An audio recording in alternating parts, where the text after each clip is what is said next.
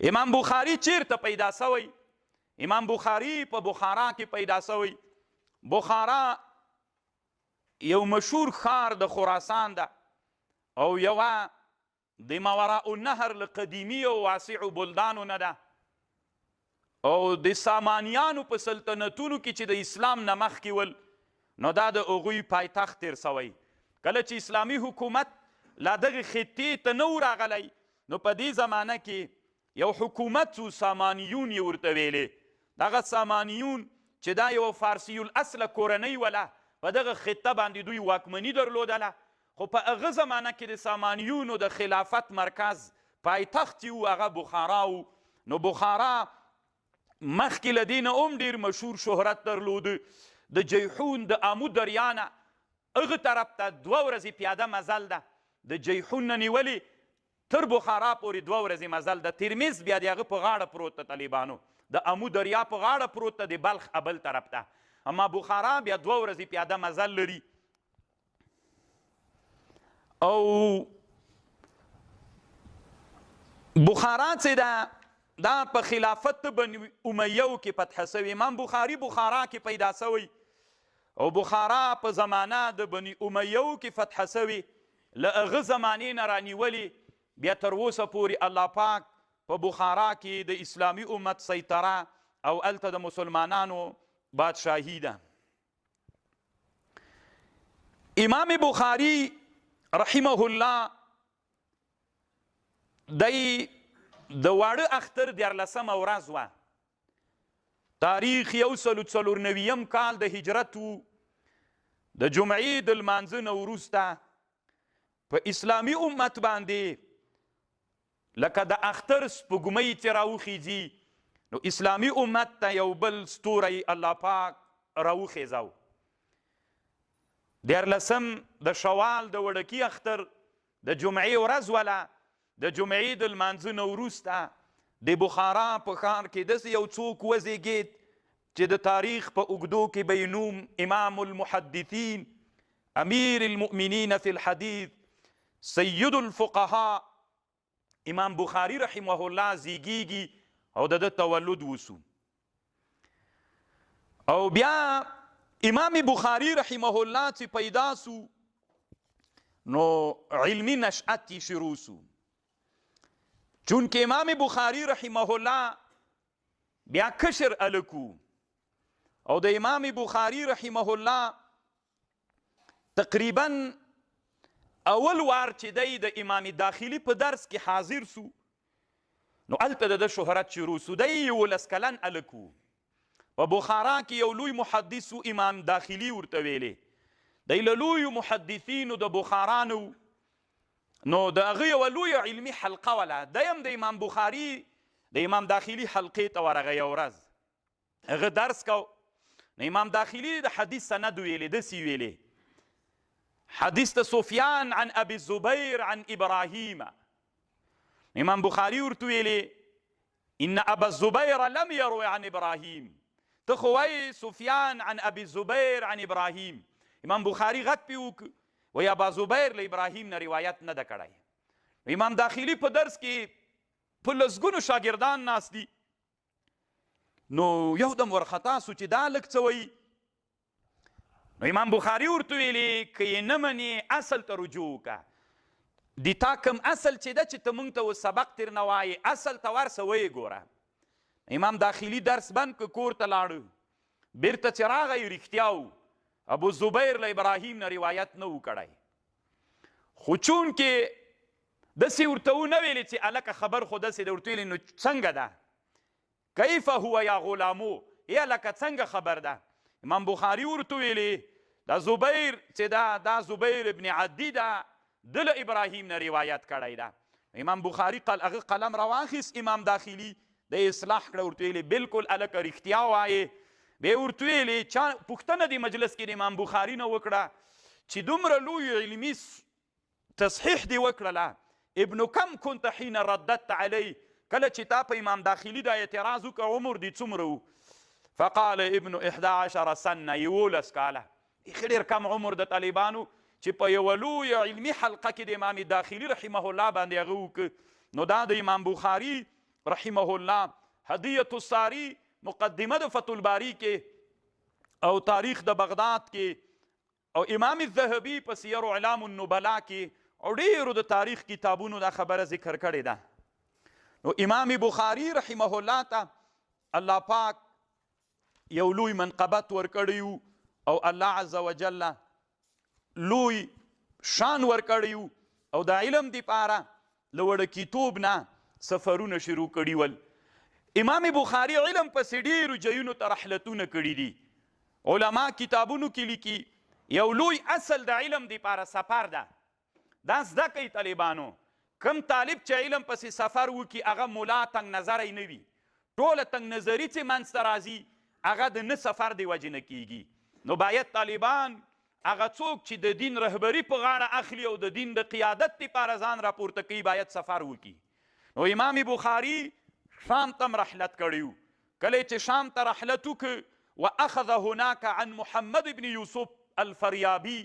امام بخاري چې شام ته لاړ نو په شام کې د موږ د افغانستان یو لوی محدث محمد ابن یوسف الفریابي نه علم حدیث زده کړل. د هلته په شام کې و. محمد ابن یوسف فریابي یو له لویو محدثینو نه تیر سوی چې د ټولو صحاو ستو استاذ ده.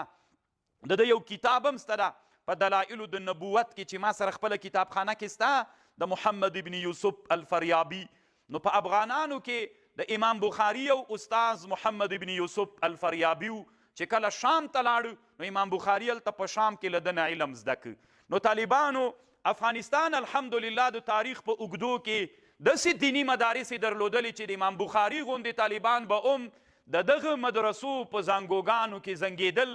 الحمدلله بیا هم د الله نه غواړو چې الله پاکه مونږ ته بیرته هغه حالت رامعاد کې. امام بخاري چې کله له ماوراء النهر نه خراسان زمین ته راواوښته نو بیا مرو بلخ هرات نیشاپور ری دغه ځایونو ته لاړ چې هلته د اسلام لوی دینی مدارس وي او د اسلام په لویو دینی مدارسو کې علم حاصل ک.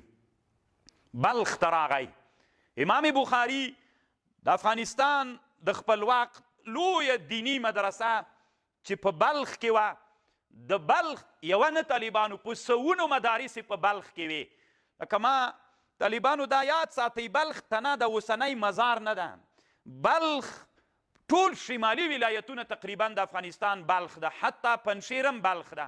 بغلانونه، قندوزونه، تخارونه، سمنګان، سریپل، جوزجان دا ټول پخوانی بلخ ده. کله چې امام بخاري بلخ ته راغی نو په بلخ کې د مکی ابن ابراهیم بلخي رحمه الله نه علم حدیث زده کړل. په بخاري کې بیا وروسته بحث کوو یو څو داسې احادیث دي چې رسول الله ته په 3 سندونو رسیږي. هغه ټول اکثره دغه احادیثو امام بخاري له مکی ابن ابراهیم بلخي نه روایت کړي. امام بخاري د بلخ د مدرسو شاګرد پاتې سوی.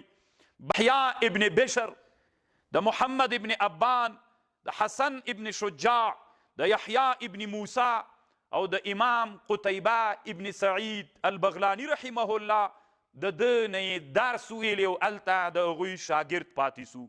امام قتیبه رحمه الله چې اوس د بغلان په مرکزي ولسوالۍ کې د ده قبر ده. دې سفر کې هم چې موږ تللي وو ورغلي وو. دی هم د ټولو صحاو ستو استاذ او د امام بخاري رحمه الله استاذ تیر سوی. امام بخاري د دوی په مدرسه کې درسونه ویلي دي. طالبانو کله چې سړی سفر ته ځي، زه چې کله بلخ ته تلم د بلخ ولسوالۍ ته نو خوند بیا دا کوي چې ته هغه زمانه چې امام بخاري هلته طالب و چې بلخ ته ځې او د بلخ تاریخي ولسوالۍ ته او خیال کې دې دا وي چې یو وخت کې د اسلامي امت لوی لوی محدثین لکه امام بخاري دلته طالب پاتې سوي وي نو ټوله لاره به په سفر یو بل حالت سړي ته پاتې پیدا کیږي چې سړی احساس نسی کولی. ځکه چې داسې جې ته ورځي چې هلته د اسلامي امت د مکی ابن ابراهیم بلخي مدرسه وه. په هغه زمانه کې د یحیی د امام قتیبه ابن سعید بغلانی مدرسه وه. نو هلته امام بخاري طالب یو ته اوس ورځي نو هغه حالت چې سړی ځان سره خیال کې راولي تر حده ډېر خوند کوي. خو بیا هرات ته راغی.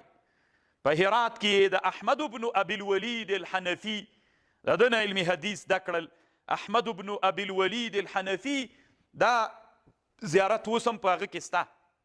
په هرات کې طالبانو افغانانو کې بعضې افغانان لږ امتیاز لري چې هغه هرویان دي. هرویان طالبانو د فرهنګي شیانو ته ډېر هغه ورکوي. بلخ ته چې لاړ سئ مونږ د امام ابو جعفر هندواني قبر ډېر په سختي پیدا که. د امام ابو مطیع بلخي قبر مو ډېر په اسانه پیدا نه که، په سختي مو پیدا که. اما هرات ته چې لاړ سي د هرات کې د امام ابوالولید چې د امام بخاري استاز ده قبر باندې ښه لویه مدرسه جوړه ده، په سوونو شاګردانو طالبان پکې دي. هلته د هغې مدرسې تعلق ورسره ده او آثار پې ظاهر دي. لوی جومات ده، مدرسه ده، ډېر خوند کوي. دغه یو صفت چې الله پاک په افغانانو کې هرویانو ته نصیب کړی، نور افغانان یې نه لري طالبانو. الله دې وکړي چې نور افغانان هم په دغه میدان کې مسابقه، تاریخي مسابقه د هرویانو په شکل باندې وکړي. نو هرات ته چې راغی د امام بخاري د ابوالولید رحمه الله نه هلته علم زده کړ. د نیشاپور ته لاړه، ری ته لاړه، واسط ته لاړه، بغداد ته لاړه. هغه د موږ ډېر مقصد نه د طالبانو ډېر به یې اوږدونه چې په ټولو رحلتونو باندې بحث کوو. صرف مې دا مقصد و چې امام بخاري د موږ د افغانانو په مدرسو کې ژوند کړی ده او طالب پاتې سوی ده. د مکی ابن ابراهیم سره په بلخ، د قتیبه ابن سعید بغلانی سره، ځکه بغلان هم پخوانی بلخ د طالبانو، په هرات کې د امام ابوالولید سره، او په شام کې امام بخاري خو یو له امامانو د جرح او د تعدیل نه هم تیر سوی ده. امام بخاري چې و امام الجرح والتعدیل و. نو کله چې ته جرح او تعدیل کوې نو ضرور به په یو څه کسانو باندې نقد کوې. نو دا خو متصوفین علما وی دا نقد چې دا غیبت ده. خو امام بخاري رحمه الله په دې کې ډېر زیات احتیاط کو. د احتیاط مسلک هغه کو څه ورته وایي اختیارو. امام بخاري چې تاسې تاریخ الکبیر وګورئ یا د نور کتابونه دی داسې عبارت وایي ترکوه. یو سړی به چې په سلسله د سند کې راغی امام بخاري به ویلې ترکوه انکره الناس متروک ساقط فیه نظر سکتو عنه وغیرها. داسې الفاظ به استعمالول. کم ځایونو کې به ته ووینې چې دی وایي چې وضاع کذاب، داسې الفاظ نه وایي. چا ترې پوښتنه وکړله ده ورته ویلې وي ما دا نقل کړی ده، ما دې نه نقل کړی ده، زه ناقل یم، خپل ځان نه مې دا خبر نه ده کړې، د نورو محدثینو علماو نه مې اقوال نقل کړي دي.